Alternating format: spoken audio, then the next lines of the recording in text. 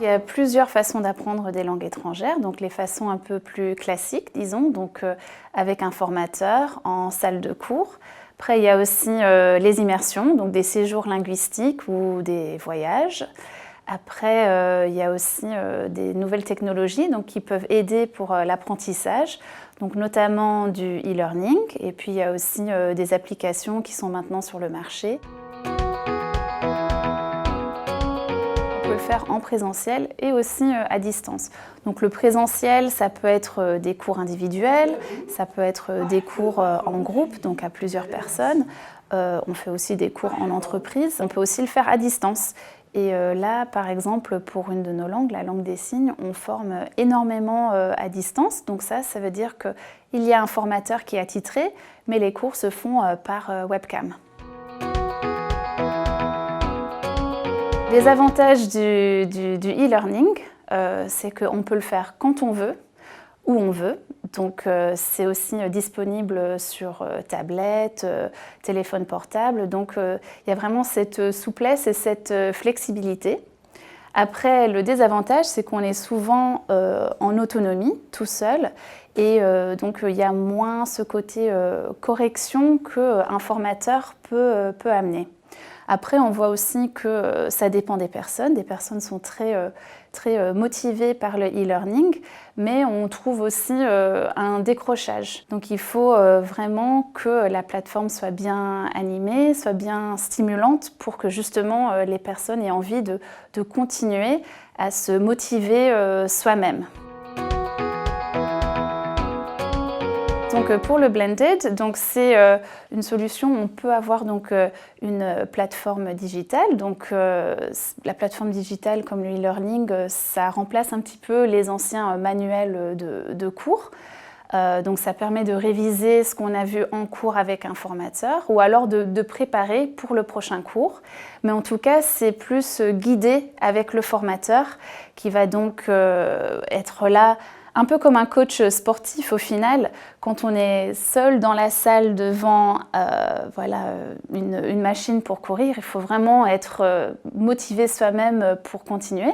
Par contre, si on a un coach à côté qui est là pour nous motiver, pour nous guider, pour nous donner des petites astuces, on est plus motivé dans ce sens-là. Donc le blended avec le formateur, son rôle, c'est de guider et d'avoir un peu le rôle d'un coach sportif, mais d'un coach linguistique.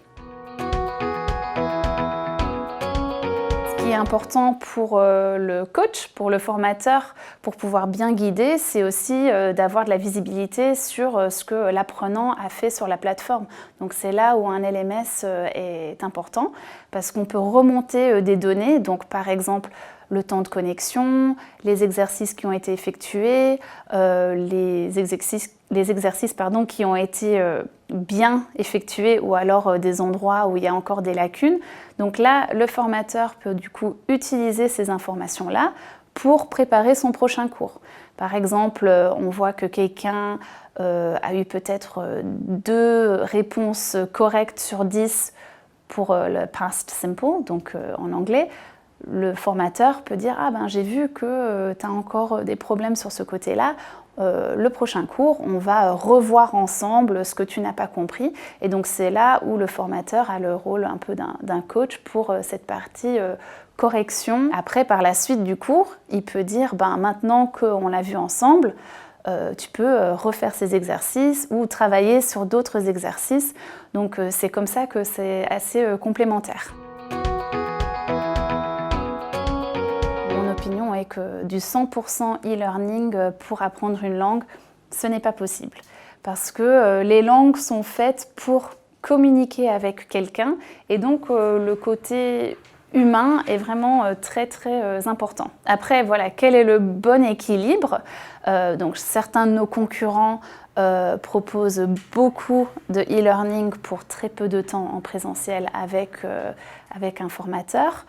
Nous, on s'est dit que le bon équilibre, c'est du 50-50. Donc si vous avez 1 heure ou 2 heures avec un formateur par semaine, essayez de faire un travail en autonomie qui est équivalent. C'est peut-être pas que du e-learning, peut-être une partie pour réviser des parties écrites, mais peut-être que c'est aussi regarder des films en VO, etc.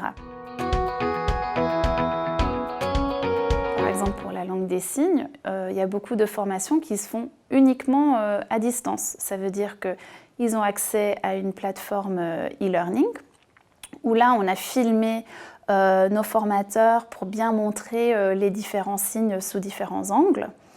La personne a aussi donc un formateur attitré, donc là les cours se font uniquement par webcam et donc on a des box ici dans notre centre, donc c'est l'outil de travail de nos formateurs. Et même pour la certification, c'est une certification qui se fait aussi par l'examen pour la certification se fait aussi par webcam. Donc il y a certains de nos apprenants qu'on n'a jamais physiquement vus, mais avec qui on échange grâce aux nouvelles technologies. Là, c'est vraiment du blended parce qu'ils ont accès à notre e-learning et en plus, ils ont accès à des cours avec un formateur sans être physiquement dans nos locaux.